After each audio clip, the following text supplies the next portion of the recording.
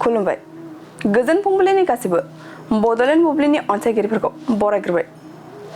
दिनै 20 नभेम्बर मंगलबारनि फानजामुथिखौ फरायथिनो लादों आं कमलि ब्रह्मआ। फानजामुथिनि गिबियाव दं मेष राशि। लटारिफोर लायोब्ला उथ्रिनो हागौ, रां रुफा आरजिनो हागोन, मोजां सान जागोन। वृष राशि। बाख्नायजाथाव हाबा मावनो हागोन, मान सन्मान मोननो हागोन, बयजोंबो अनसायजागोन। मिथुन राशि। गुबुनजों नायनो बाजानो हागौ, सोरजोंबा रायखोमा जानो गोनां जानो हागौ। कर्कट राशि। खामानिफोरा मावब्लाबो जोबनाय नङा, देहाखौ सुख मोननाय नङा, आरामै थानो गोसो जागोन। सिंह राशि। बेफार फालांगि बायदियाव मुलाम्फा जानो हागौ, आखायाव रां रुफा फैगोन, मोजां सान जागोन। कन्या राशि। सुथुरफोरा खहा खालामनो नाजागोन, सांग्रां जानाया गाहाम, गाज्रि सान जागोन। तुला राशि। इयुन खोथाखौ साननानै गोसोआव गिखांनाय फैनो हागौ, सानब्लाबो सानस'हायै जागोन। वृश्चिक राशि। गोबां जेंनायाव गोग्लैनो हागौ, गोबां बेले बेजे नुजाथिगोन, गाज्रि सान। धनु राशि।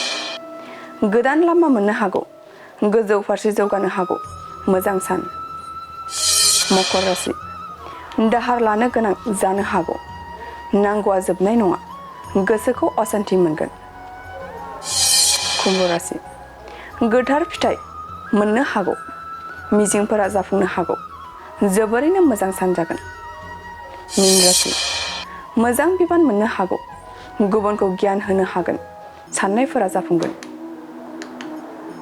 दिनै सानसेनि राशि फरायथिनायाबो एसेनोसै। आसा खालामो नोंथांनि दिनैनि साना मोजाङै मोजां थांगोन, बेखौ बड'लेण्ड बुब्लि नखरनिफ्राय मिजिंथिबाय। दानिया फैदो नोंथांनि फानजामुथिखौ बड'लेण्ड बुब्लिनि हेफाजाबजों मिथिना लानि। गोजोन्थों। बाजाज बाइक लाग्राफोरनिसिम मोनसे गोनांथार फोसावथाय। क'क्राझार सहरनि दावहारु अट' एजेन्सिया दासान्दि फेस्टिभ ल'न एन्ड एक्सचेन्ज अफार होगासिनो दं। एसेल' बिबांनि रां होग्रोनानै गाव गावनि लुबैनाय बाजाज बाइकखौ बायनो हागोन।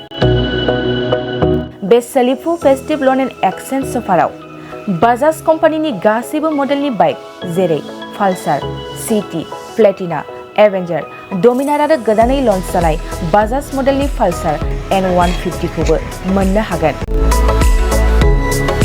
बे सोलिफु फेस्टिभ ल'न एन्ड एक्सचेन्ज अफाराव गोबांद्राय नङा RC इन्सुरेन्स लाफानानै 9,999 रां बेसेनावनो ल'एस्ट डाउन पेमेन्ट होनानै बाइकखौ लानो हागोन।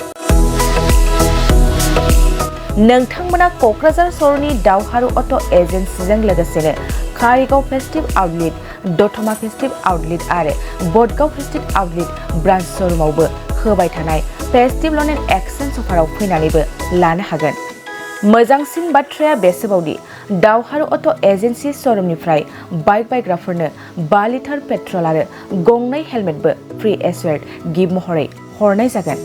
अब्ला दानो बुकिं खालाम 6003999187 नङाब्ला 8822018193 जानबुं अनजिमायाव।